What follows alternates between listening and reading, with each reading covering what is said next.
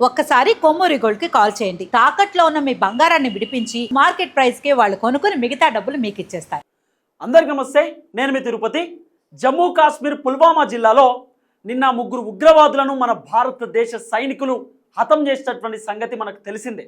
అయితే ఆ పుల్వామాలో ఉన్నటువంటి కొన్ని ప్రాంతాలలో నిన్న సర్చింగ్ ఆపరేషన్ చేసిరు మన భారతదేశ సైనికులు. కొన్నిటిపైన అనుమానం ఉన్నటువంటి వాళ్ళ ఇంటికి వెళ్ళి మరి చెక్ చేసేటటువంటి కార్యక్రమం చేశారు.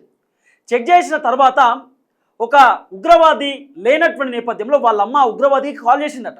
కాల్ చేసి, బిడ్డ మన ఇంటికి వచ్చి పోయిర్రు భారతదేశ సైనికులు, వచ్చి చెక్ చేసి పోయిర్రు, నువ్వు లేవు, నువ్వు ఎక్కడున్నా కూడా ఇమీడియట్లీ వాళ్ళకు లొంగిపో. చాలామంది ఉన్నారు, వాళ్ళు డ్రోన్స్ పెట్టి మరి చూసేటటువంటి కార్యక్రమం చేస్తూ ఉన్నారు, సర్చ్ ఆపరేషన్ చేస్తూ ఉన్నారు భారతదేశ సైనికులు. నువ్వు ఒకవేళ కనబడితే వాళ్ళు నిన్ను కాల్చి చంపేస్తారు, ఇమీడియట్లీ నువ్వు వాళ్ళకు లొంగిపో అని చెప్పి ఒక తల్లి నిన్న ఉగ్రవాదికి కాల్ చేసి చెప్పేటటువంటి కార్యక్రమం చేసింది. ఈ ఉగ్రవాదం ముందు తల్లి ప్రేమ కూడా ఓడిపోయినటువంటి దాఖలాలు మనం చూస్తున్నాం. వాళ్ళమ్మ మాట్లాడినటువంటి వీడియో సోషల్ మీడియాలో గట్టిగా ప్రచారం అవుతున్నటువంటి పరిస్థితి. ఉగ్రవాదికి కన్న తల్లి కాల్ చేసి, వద్దు బిడ్డ ఇంటికి వచ్చేయి, లేదా నువ్వు లొంగిపో అని చెప్పినా కూడా ఎక్కడ కూడా ఆ ఉగ్రవాది వినేటటువంటి కార్యక్రమం చేయలేదు. తొంగి దాక్కొని నక్కలాగా చిన్నగా మన భారతదేశ సైనికుల పైన వాళ్ళు నిన్న అటాక్ చేసేటటువంటి కార్యక్రమం చేశారు, భయపడుతూ ఉగ్రవాదులు. కానీ మన భారతదేశ సైనికులు మొత్తానికి ఆ ముగ్గురు ఉగ్రవాదులను హతం చేసేటటువంటి పరిస్థితి. సో కన్న తల్లి నిన్న తల్లడిల్లిపోయినటువంటి ఆ దాఖలాలు కూడా మనం చూస్తాం. ఒకసారి ఆ వీడియో మనం చూసేటటువంటి ప్రయత్నం చేద్దాం.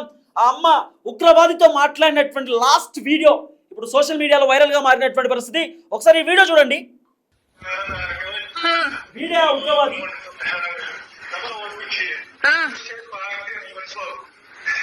Sejauh lagi yang ini bayo kaitu customuan buai.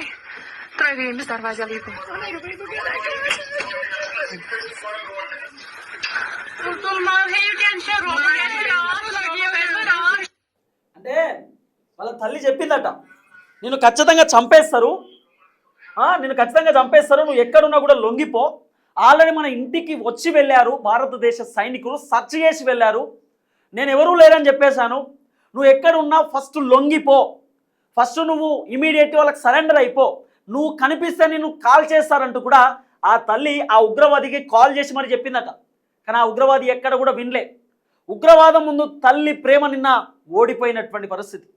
ఈ వీడియో పైన కొంత గట్టిగా విశ్లేషణ అయితే ప్రయత్నం చేద్దాం. నాతో పాటు సీనియర్ జర్నలిస్ట్ కటా కార్తిక్ అన్న ఉన్నారు, కార్తిక్ అన్నతో మాట్లాడదాం. కార్తిక్ అన్న నమస్తే. నమస్తే. సో ఈ వీడియో చూసిన తర్వాత మీకు ఏమనిపించింది? ఉగ్రవాదికి కన్న తల్లి కాల్ చేసి, సో నిన్న భారతదేశ సైనికులు సర్చ్ ఆపరేషన్ చేసిరు విత్ డ్రోన్స్తో సర్చ్ చేసిరు. తర్వాత అనుమానం ఉన్నటువంటి ఇంటి పైన నిన్న చాలా గ్రామాలలో సర్చ్ చేసిరట. పుల్వామా జిల్లాలో చాలా మండలాలలో గ్రామాలలో సర్చ్ చేసిరట. సర్చ్ చేసి ఎవరిపైన అయితే వాళ్ళకు డౌట్ ఉంటుందో వాళ్ళ ఇంటికి వెళ్ళి మరి పూర్తి స్థాయిలో అక్కడ సర్చింగ్ చేసిరు. చేసినప్పుడు ఒక ఇంటికి కూడా వెళ్ళిరట. అయితే అక్కడ ఉన్నటువంటి వ్యక్తి ఉగ్రవాది.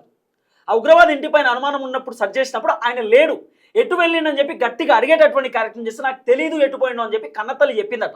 చెప్పిన తర్వాత కన్నతల్లి ఆ ఉగ్రవాదికి వీడియో కాల్ చేసి కూడా మాట్లాడింది. ఏమని? ఇమీడియట్లీ మన ఇంటికి వచ్చిరు, వెళ్ళిపోయిరు, నువ్వు ఎక్కడున్నా లొంగిపో, లేకపోతే నిన్ను చంపేస్తారు, లేదంటే అది బంద్ చేసి మన ఇంటికి వచ్చేసి అని కూడా చెప్తే ఎక్కడ కూడా ఆ పర్సన్ వినలే. ఆఖరికి ఆయన ప్రాణం కోల్పోయినటువంటి పరిస్థితి. ఎట్లా చూస్తారు ఈ అంశాన్ని? నిజానికి తల్లి ప్రేమ ఉగ్రవాదం ముందు ఓడిపోయింది. ఉగ్రవాదం అంటేనే చాలా ప్రమాదకరమైంది. తల్లి ప్రేమనైనా చంపేస్తుంది, బిడ్డ ప్రేమనైనా చంపేస్తుంది, తనను తాను కూడా చంపేసుకోవడానికి ఇష్టపడిద్ది, 10 మందిని చంపేసిద్ది. ఉగ్రవాదం అనేది చాలా ప్రమాదకరం. అది మనిషిలోకి విషాన్ని ఎక్కించినట్టు ఎక్కిస్తారు. పాములో విషం ఎలా ఎక్కిద్దో అలానే ఈ మనిషి అనేటువంటి ఉగ్రవాదిలోకి విషయాన్ని అలా ఎక్కిస్తారు, ట్యూన్ చేస్తారు అని మైండ్ని. ఉగ్రవాది అనే మనం ఉగ్రవాది అంటాం, వాడు కూడా ఏమనుకుంటాడు? నేను స్వతంత్ర సమరయోధుణ్ణి అనుకుంటాడు, నేను దేవుడి కోసం ఇదంతా చేస్తున్నా అనుకుంటాడు, నేను చచ్చిపోతే స్వర్గానికి వెళ్తా అనుకుంటాడు. వాడు మైండ్ అటు ట్యూన్ చేస్తారు. వాడు చావటానికి వెనకాడ్డు, 100 మందిని చంపటానికి వెనకాడ్డు. అంటే బతుకు మీద వాడికి ఆశ ఉండదు. వాడి మనసులో ఏమనుకుంటాడు అంటే, నేను పోరాటం చేస్తుంది దేవుడి కోసం, దేవుడి సమాజం కోసం, నేను నమ్మిన ధర్మం కోసం అనుకుంటాడు. వాడు తెలియదు వాడిని మూర్ఖత్వంలోకి. ఇప్పుడు పిచ్చి కుక్క ఉంది, పిచ్చి కుక్కలో కుక్కకి విషం ఎక్కువ ఉంటుంది, అంటే అది ఎవరిని కలిసినా సరే విషం ఎక్కింది. అవును. అది దానికి మందు లేదు, చంపటం మాత్రమే అంటే నివారణ మాత్రమే మార్గం. దానికి పిచ్చి కుక్క మందు లేదు పిచ్చి తగ్గించడానికి. సో అది ఎవరిని ఎందుకు కరిసితో కూడా తెలియదు. తర్వాత తన బిడ్డను కూడా కలవడానికి ఏమాత్రం వెనకాడదు పిచ్చి కుక్క. కాబట్టి మనం పిచ్చి కుక్కల దూరంగానే ఉండాలి, వాటిని సమాజం నుంచి లేకుండా నివారించాలి. ఇప్పుడు ఇలాంటి ఉగ్రవాదులు పిచ్చి కుక్కలు. కాకపోతే తల్లి ప్రేమ ఎలా ఉంటుందంటే, తన కొడుకు ఉగ్రవాద అయినా, తన కొడుకు రౌడీ అయినా, గుండా అయినా, ఇంకే రకమైనటువంటి వ్యక్తి అయినా, తల్లి ప్రేమ తనకు పుట్టిన కొడుకు, తన 9 మాసాలు మోసి కన్నటువంటి కొడుకు జీవితాంతం బతకాలి, అవసరమైతే నా ఆయుసు కూడా పోసుకొని బతకాలి అని ఏ తల్లి అయినా ఏ తండ్రి అయినా కోరుకుంటాడు. వాళ్ళ ప్రేమ చాలా గొప్పది. అవును. కానీ తప్పుదారి పట్టాడో నాకు బాధ ఉంటుంది, కొడుకు తప్పుదారి పట్టాడో నాకు బాధ ఉండొచ్చు కాక. కానీ ఆమె చాలా క్లియర్ చెప్తుంది, లొంగిపో, చేసాం మనం తప్పు చేసాము, ఇంట్లోకి వచ్చి కూడా సెర్చ్ ఆపరేషన్ చేసిపోయారు, నేను ఎక్కడున్నాడో చెప్పలేదు, కాబట్టి నువ్వు లొంగిపో అని చెప్పేసి తల్లి పదే పదే ప్రాధేయపడినప్పటికీ కూడా తనలో ట్యూన్ చేస్తున్న ఉగ్రవాదం ఉంది కదా, ఆ ట్యూన్ చేస్తున్న ఉగ్రవాదం అతను లొంగిపోనీలా. అతను భారతదేశ ఆర్మీ మీద కాల్పుడు చెప్పే ప్రయత్నం చేశాడు. ఆర్మీ దాన్ని తిప్పికొట్టి అతను చంపే ప్రయత్నం చేసింది. చాలా క్లియర్గా అతను ఎంతసేపటికి తను నమ్ముకున్న సిద్ధాంతం కోసం, తను నమ్ముకున్న విధానం కోసం ఉన్నాడు తప్ప తన జీవితం కోసం లేడు, తన తల్లి కోసం లేడు, తన కుటుంబం కోసం లేడు. ఆ రకంగా ఇప్పుడు నేను చాలా విషయాలు చెప్పేది ఏంటంటే, మనం ఉగ్రవాదిని వ్యతిరేకించడం మాత్రమే కాదు, ఉగ్రవాదిని వ్యతిరేకించాల్సిన దాంట్లో బినాప్రాయం లేదు, కానీ ఉగ్రవాదాన్ని వ్యతిరేకించాలి.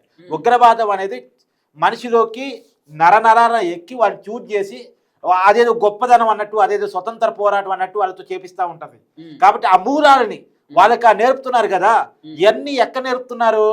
మనం 9 క్యాంపుల మీద దాడి చేశాం కదా, ఆ 9 క్యాంపులతో పాటు ఇంకా మొత్తం 25 క్యాంపులు ఉన్నాయంట.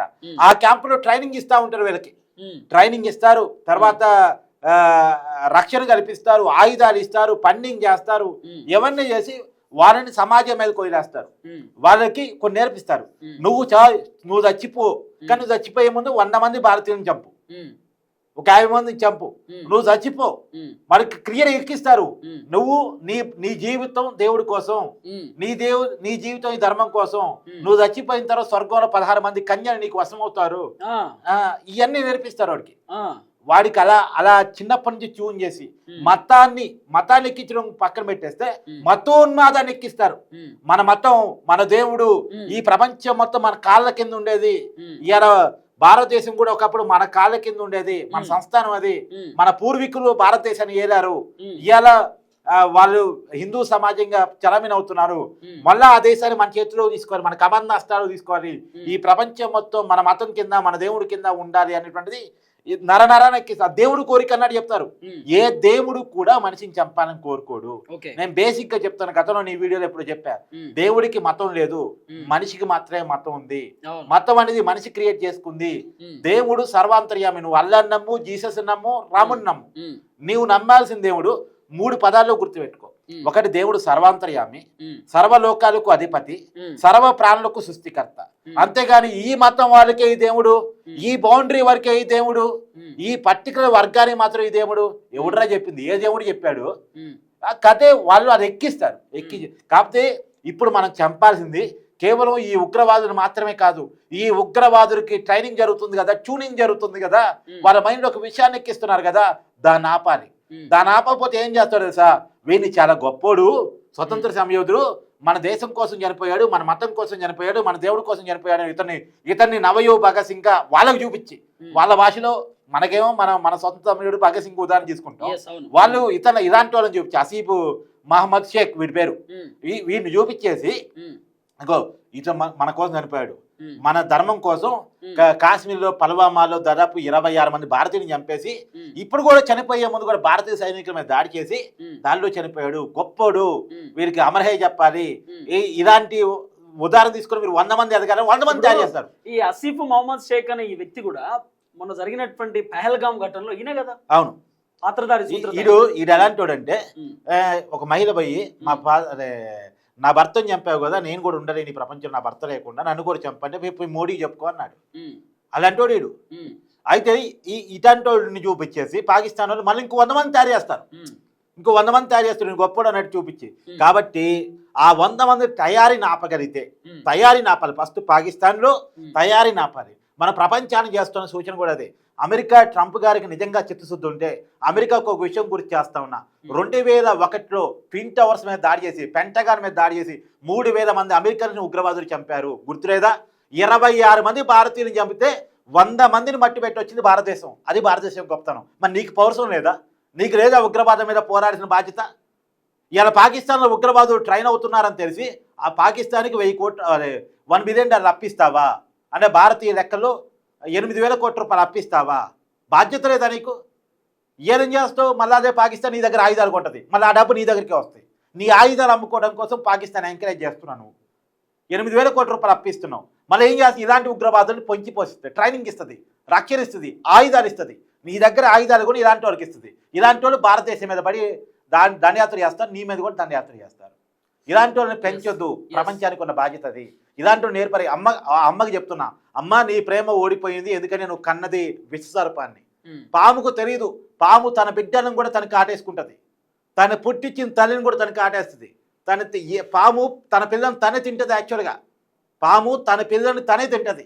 కాబట్టి తన మన భేదం లేనటువంటి బంధాలకు విలువ తెలియనటువంటిది ఉగ్రవాదం. కాబట్టి ఒక ఉగ్రవాది నువ్వు కన్నావు. ఒక భాషలో చెప్పాలంటే విష సర్పాన్ని నువ్వు కన్నావు. నువ్వు మేము చంపింది పావునమ్మా, నీ బిడ్డను కాదు, మేము చంపింది పాముని. ఇప్పుడు నిజంగా నీకు గనక చిత్తశుద్ధి ఉంటే అలాంటి కొడుకు పోయినందుకు ఇంకా సంతోషించు, 10 మంది బతికారని ఆనందించు. నీ కొడుకు గనక బతుకుంటే 10 మందిని చంపేటువంటి పిచ్చి కుక్క లాంటోడు, 10 మందిని కరిసేలాంటి విషసర్పం లాంటి వాడు ఈ సమాజంలో ఉండడానికి పనికిరాడు. నువ్వు బాధపడాల్సిన అవసరం లేదు, ఆనందించాలి. ఎందుకంటే నీ బిడ్డ చనిపోవడం ఫలితంగా 10 మంది బతికారు. ఆ బిడ్డ ఇంకా బతుకుంటే 10 మందిని చంపేయడానికి ఏమాత్రం వెనకాడినటువంటి విషసర్పం. కాబట్టి నువ్వు ఆనందించాలి తప్ప బాధపడాల్సింది లేదు అని నా తల్లికి చెప్తున్నా.